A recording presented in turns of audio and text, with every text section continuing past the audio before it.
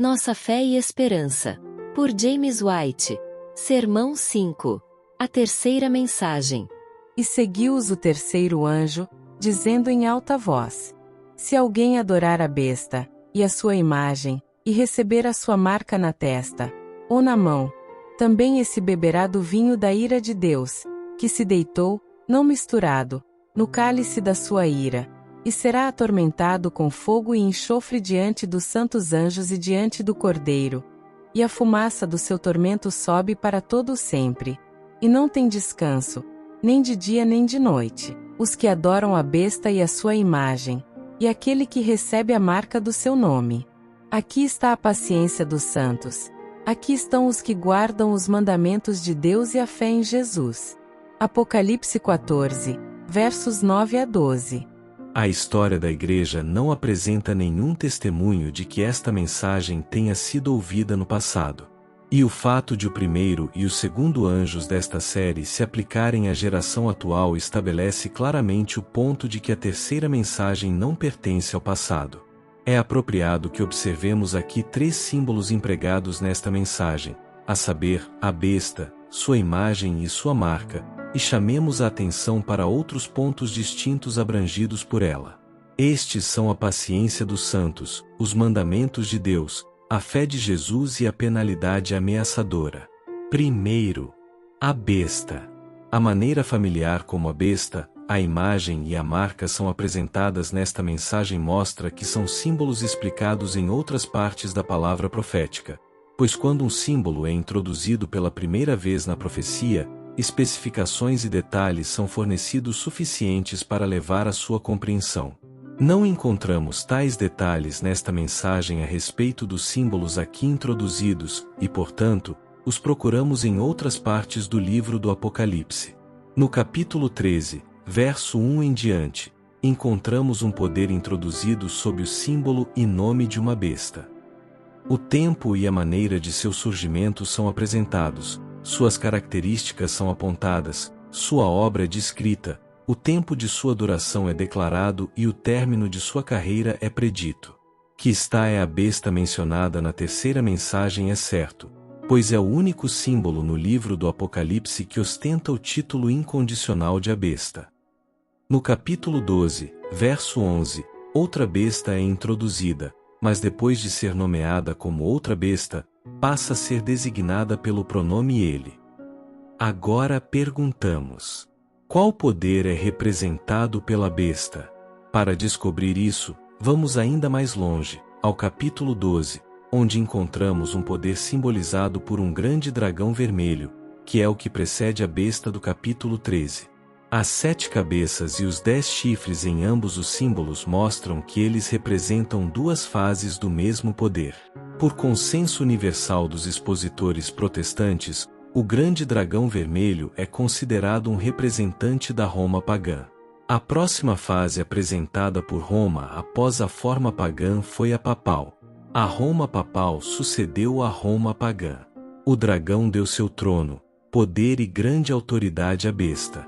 Portanto, a besta não pode representar ninguém além da Roma papal. Segundo, a imagem.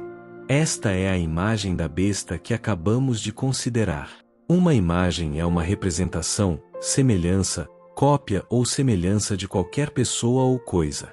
Assim como a besta é a Igreja Papal, uma igreja com poder civil para executar seus decretos e executar qualquer pena que possa impor ao crime de heresia, uma imagem dessa besta deve ser uma organização eclesiástica, possuindo as mesmas características essenciais e estabelecidas sobre a mesma base. Vemos em algum lugar algum espaço para, ou alguma indicação de, um movimento desse tipo. O poder que forma a imagem é a segunda besta de Apocalipse 13, chamada de outra besta que tinha 2 chifres semelhantes aos de um cordeiro. Qualquer investigação a respeito da imagem exige, apropriadamente, um exame prévio deste símbolo da besta de 2 chifres, mas para isso não temos espaço no presente trabalho. Apenas algumas proposições podem ser apresentadas aqui, e talvez isso seja tudo o que é essencial no presente caso, como serão abundantemente comprovadas em outras obras. 1. A besta de 2 chifres é um símbolo dos Estados Unidos da América. 2. Seus 2 chifres representam os 2 princípios principais deste governo, o republicanismo e o protestantismo. 3. Ela ocupa o território certo para responder à profecia, pois, como é outra besta, deve estar localizada fora do território ocupado pela primeira besta e seus 10 chifres. 4. Ela foi vista surgindo no momento certo, o momento em que a primeira besta foi para o cativeiro, em 1798. Esta nação estava então começando a atrair a atenção do mundo como uma potência em rápido desenvolvimento e ascensão. 5. Ela ostenta a forma correta de governo, que, de acordo com a profecia, deve ser republicana, não monárquica. 6. Ela está realizando a obra que lhe foi designada na profecia. Em suma, ela se encaixa admiravelmente em cada parte da descrição profética. A formação da imagem ainda é futura, e se estivermos certos na aplicação da besta de 2 chifres, devemos procurá-la em nosso próprio país, e dentro de um prazo muito curto. E agora perguntamos: vemos alguma indicação de um movimento desse tipo?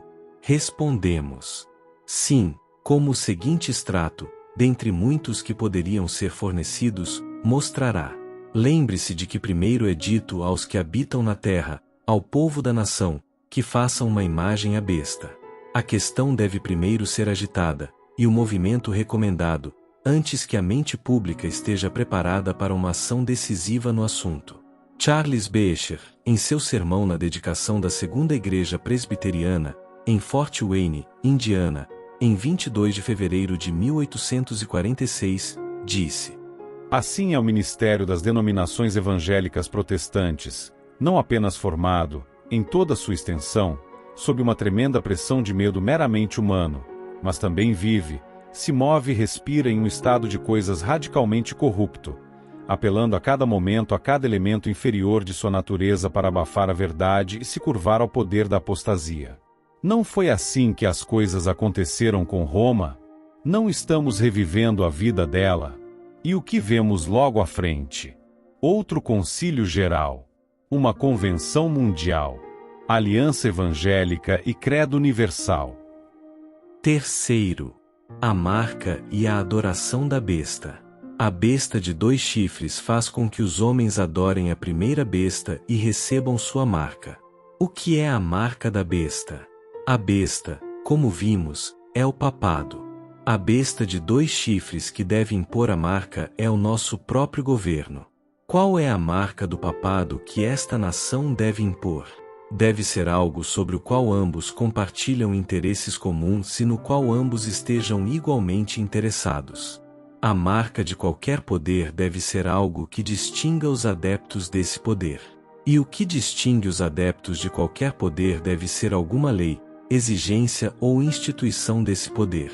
A marca da besta, então, deve ser alguma exigência de natureza religiosa que o papado instituiu e a qual reivindica a obediência de seus seguidores, como um símbolo de seu direito de legislar em questões religiosas.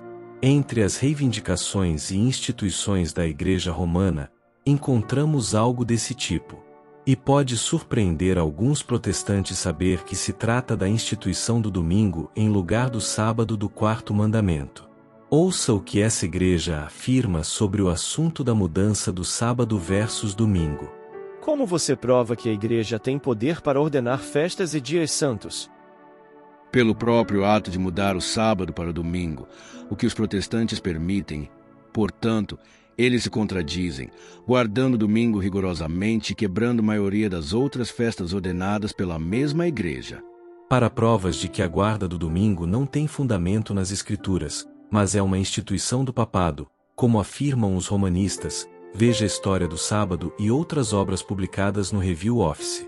A terceira mensagem adverte contra o recebimento da marca da besta. Portanto, aqueles a quem a mensagem é dirigida não possuem essa marca no sentido da mensagem, no momento em que ela é proclamada. Mas quando as reivindicações do sábado do 4º mandamento forem plenamente apresentadas ao povo, aqueles que então se desviarem dele para aceitar o falso sábado da besta, receberão a marca da besta. Que Deus prepare os honestos de coração para permanecerem firmes no conflito vindouro. Quarto, a paciência dos santos. A cronologia da terceira mensagem é distintamente marcada como sendo o período da paciência dos santos, que segue a proclamação das duas mensagens anteriores. E este período da paciência dos santos é marcado por um fato importantíssimo, a saber, a guarda dos mandamentos de Deus e a fé em Jesus. Quinto, os mandamentos de Deus. O período de paciência dos santos se distingue pelo fato de eles guardarem os mandamentos de Deus e a fé em Jesus, daí a reforma do sábado agora mesmo. Sexto, a fé em Jesus. Este termo é usado em distinção aos mandamentos de Deus. Aqui estão os que guardam os mandamentos de Deus o Pai e a fé em Jesus o Filho. Isso exclui igualmente o judeu cego, que se gloria na lei e rejeita Jesus, e também o cristão que professa fé em Cristo enquanto quebra os mandamentos de Deus.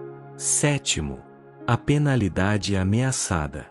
A terrível penalidade relacionada à advertência do terceiro anjo consiste na ira de Deus sem mistura nas 7 últimas pragas e no tormento com fogo e enxofre na presença dos santos anjos e do Cordeiro. Caro irmão, que você busque o Senhor enquanto ele pode ser encontrado, e nele e em sua verdade encontre abrigo contra a tempestade iminente. J.W.